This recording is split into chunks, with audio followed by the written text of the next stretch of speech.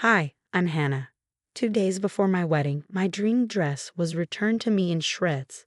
My soon-to-be sister-in-law, Beth, handed me a receipt with wide-eyed concern, claiming the cleaners had destroyed it. But when I found the scissors hidden in her car, I realized the truth. Beth had sabotaged me.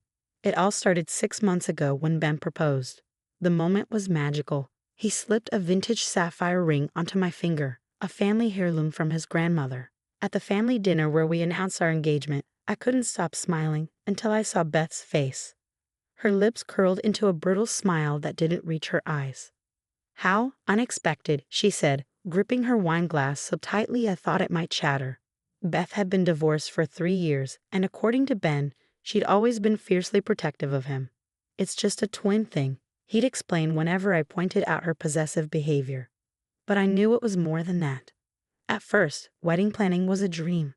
I found the perfect dress, an elegant A-line gown with lace sleeves and a sweetheart neckline. When I tried it on, even Ben's mother teared up. "You look stunning, dear," she said, dabbing her eyes. Beth, on the other hand, couldn't resist taking a jab. "Don't you think it's a bit much?" she said with a smirk. Especially for a second wedding. She knew this was my first marriage. Her digs were always deliberate. Over the months, her criticisms became relentless. The venue was too fancy, the flowers too plain, the menu too exotic. I bit my tongue every time, determined to stay gracious. "Kill them with kindness," my mom always said. 2 weeks before the wedding, Beth suddenly changed her tune. She offered to help with the details, even volunteering to take my dress to the cleaners. "Let me handle it," she said sweetly. "I know an amazing place that worked wonders with my gown." I hesitated, but Ben encouraged me. Maybe she's finally trying to help. Give her a chance. Against my instincts, I handed over the dress. The excuses began almost immediately. The cleaners were being extra careful with the lace, or delayed by a special treatment for the beading. I was uneasy, but Ben reassured me. Then, 2 days before the wedding, Beth appeared at my door with my dress back. Her expression was a mix of fox sympathy and practiced concern. "Hannah, I'm so sorry," she said, unzipping the bag. The sight made my stomach drop. My beautiful gown was shredded, lace ripped apart, silk ribbons hanging in tatters, the beading scattered like debris. Beth produced a receipt with a trembling hand. "The cleaners feel awful. Their machine malfunctioned. They'll cover the cost, of course." I was speechless. My dress, my wedding. It felt like everything was ruined. Beth hovered, patting my shoulder. "Maybe it's a blessing in disguise," she said. "Something simpler might suit you better. I still have my old gown. We could alter it." Her words were a knife twist, but something didn't add up. The receipt she handed me looked off. The address wasn't familiar, so I Googled it. The business didn't exist. While Beth played the role of the caring sister-in-law inside, I slipped out to her car.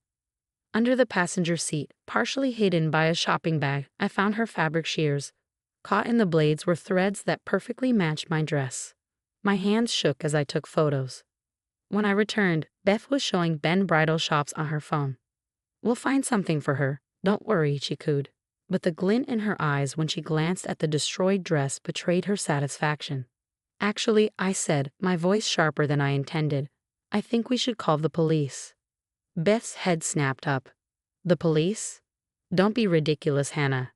It's just a dress." "A dress that was cut up with these," I said, holding up my phone to show the photos of her scissors. The blood drained from her face. Ben looked at the photos, then at Beth. "Beth, is this true?" She stammered, her composure cracking. "I don't know what she's talking about. Those could be anyone's scissors." I wasn't done. "And this receipt," I added, holding it up. "The business doesn't exist." "Care to explain that?" Beth's mask shattered. "You're trying to steal my brother," she screamed, tears streaming down her face. "You're not good enough for him. You never were." Ben stared at her, horrified. "Beth, what's wrong with you?" "She's ruining everything." Beth sobbed. "We're twins, Ben. We've always been a team. She's taking you away from me." For a moment, the room was silent. Then Ben's voice cut through, quiet but firm. "Get out, Beth. Now." She gaped at him, her world crumbling. "You're choosing her over me?" "I'm choosing sanity," he replied. "And I'm done with this." Beth stormed out, slamming the door behind her. I sank onto the couch, tears spilling over as I stared at the ruined dress. Ben took my hand. "We'll figure it out," he promised. Together. The dress was gone and the wedding was in chaos. But in that moment, I realized Beth's battle wasn't just against me, it was with herself. And as much as I wanted to move forward, I knew she wasn't finished yet. As I stared at my ruined wedding dress that evening, my best friend Megan stormed in armed with reinforcements, 3 bottles of wine, and a fierce determination to fix this disaster. "I can't believe she went this far," Megan said, inspecting the shredded fabric. Then her lips curled into a wry smile. "Actually, I totally can. Remember the Christmas party incident?" Oh, I remembered. Beth had accidentally spilled red wine on my white sweater right after I'd given Ben a rare first edition book as a gift. She claimed she tripped, but the smirk on her face told the real story. "We need a plan," Megan declared. "You can't let her win." Before I could respond, my phone buzzed with notifications. Texts from Beth's friends. Somehow, she twisted the narrative, claiming I falsely accused her of destroying the dress to turn Ben against his own family. Classic Beth, play the victim while being the culprit. "Look at this." I showed Megan the messages, ranging from accusations of cruelty to barely veiled threats. The worst came from Martha, my future mother-in-law. "Family dinner tomorrow night. We need to discuss this. All of us." Ben read the message over my shoulder and squeezed my hand. "We'll face them together," he said firmly. "We have proof." The next morning, chaos escalated. Beth posted a tearful selfie on social media, rambling about false accusations and family betrayal. Comments poured in, calling her a victim and me a monster. Then, the wedding venue called. Someone claiming to be me had canceled our reservation, and they'd already booked another wedding. I didn't need a detective to know who was behind it. "She's trying to ruin everything," I whispered to Ben as we drove to his parents' house that evening. "She won't," he promised, but the strain in his voice said otherwise. Walking into dinner felt like entering a battlefield. Beth sat at the table, red-eyed and sniffling, perfectly playing the devastated sister. Martha hovered near her, glaring at me. Even Ben's father, usually neutral, seemed troubled. "Well," Martha began, her tone clipped, "we need to address this situation." "Yes, let's," I said, pulling out my phone. "Let's start with the evidence." Before I could continue, Beth burst into tears. "I can't believe she's still accusing me. I was only trying to help.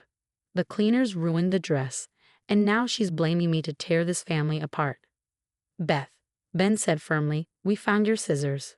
Her crocodile tears stopped instantly. "Anyone could have put those there. She's framing me because she doesn't want me at the wedding." Martha nodded sympathetically. "Hannah, sweetheart, wedding stress can make people irrational. Maybe you're seeing things that aren't there." That's when I played my trump card. "Actually," I said, pulling up a video on my phone, "I have something else to show you." Beth's face went pale. After finding the scissors, I checked my building's security cameras.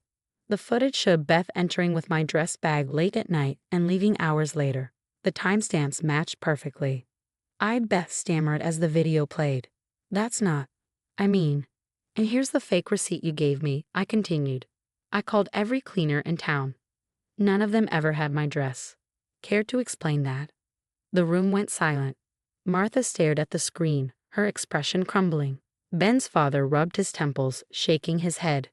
Then Beth laughed. A cold, bitter sound. "Fine," she spat. "You want the truth? I destroyed it. That dress was ridiculous anyway. You're trying to look like some princess when you're nothing but a gold digger who stole my brother." "Beth," Martha gasped. "Oh, don't act shocked, Mom. She's turned Ben against us. He barely visits anymore because of her. She's ruining this family." Ben stood, his chair scraping loudly. "No, Beth. You did that. Your jealousy, your manipulation, your lies. That's what's destroying this family." "Jealousy?" Beth shrieked, her voice cracking. "She's not good enough for you. None of them were. I'm the only one who truly understands you, who truly loves you." The silence that followed was suffocating. Martha covered her mouth, finally seeing her daughter's obsession for what it was. Ben's father clasped his hands, the weight of years of enabling settling over him. "I think," Ben said quietly, "we need to postpone the wedding." My stomach dropped. Beth's face lit up with triumph until Ben continued. Not because of the dress. Not because of Beth's lies. But because this family needs help. Professional help. Either Beth gets therapy or she's not welcome in my life anymore. I won't let her ruin my happiness or continue hurting Hannah. Beth launched herself at me then, screaming incoherently. Ben caught her mid-lunge, holding her back as she flailed and cried. As security cameras captured yet another meltdown, I realized this wasn't over. Beth wouldn't give up, not without a fight. With less than 48 hours until the wedding, we had to survive her next move, and somehow find a new dress in the process. The next morning, just 24 hours before our wedding, my phone rang. It was Martha. "Hannah," she said, her voice trembling. I found something in Beth's room. You need to see this."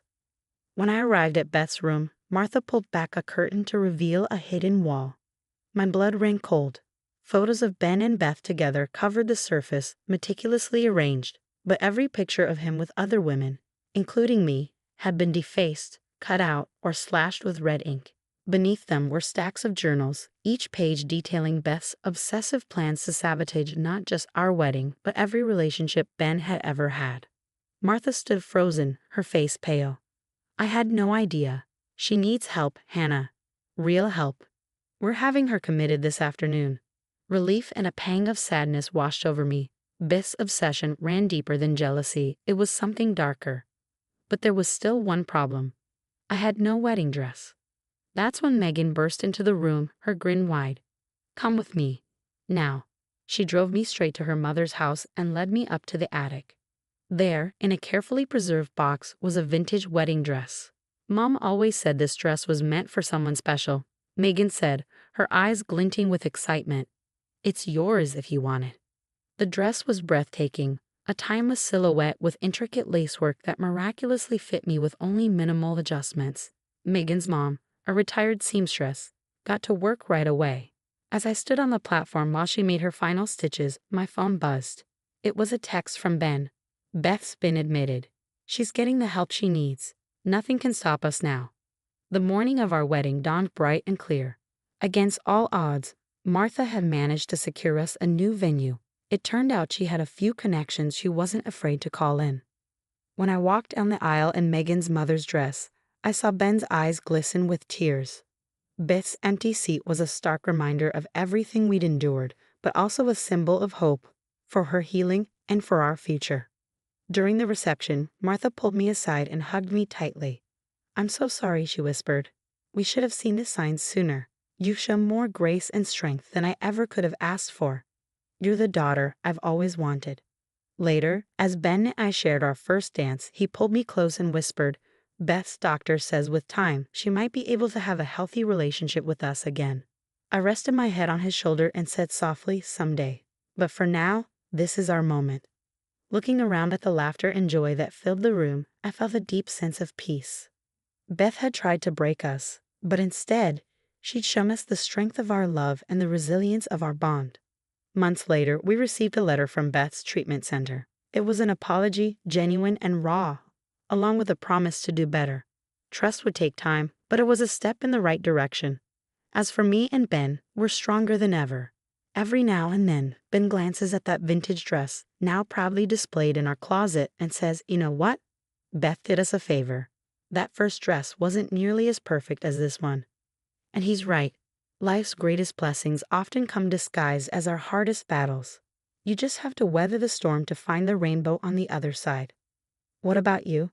If someone tried to ruin your big day, could you forgive them after they sought help? Share your thoughts below. I'd love to hear your story.